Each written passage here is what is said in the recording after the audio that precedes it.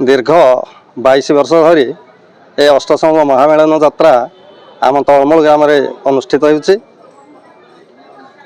तलमूल एक प्राचीन ग्राम एवं मंदिर मालिनी ग्राम कहले अत्युक्ति हम ना।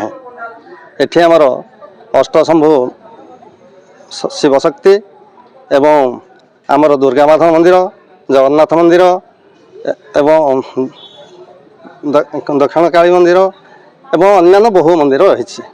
तेणु ये मंदिर मानकर एवं ठाकुर मानकर उत्कर्षता प्रतिपादन करने एवं तांकर सान्निध्य लाभ करने आम प्रत्येक वर्ष यही अष्टमी रुक्मिणी रथयात्रा दिन अष्टसंभ महामेलन कार्यक्रम अनुष्ठित करुछु। यही कार्यक्रम आम ग्राम मानकरू तथा आखपाख ग्रामरू एवं आम ग्राम लोक मैंने बहुत दूर दूरांतर आसी ए महामेलन कार्यक्रम जोगदे शिवंकर सान्निध्य लाभ करुछंती एवं तांकर उपयुक्त फल पाउछंती बोली लोकश्रुति रही।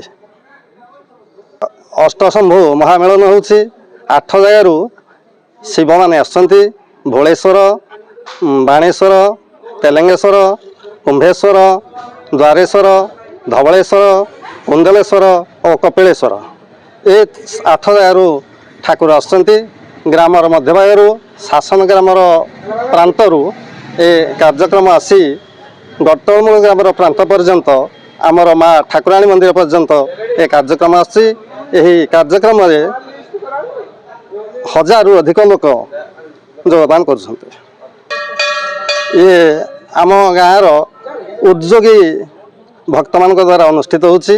एतिरे विशेषकर आम गटमूल एवं शासन ग्रामर बहु उद्योगी व्यक्ति अच्छा।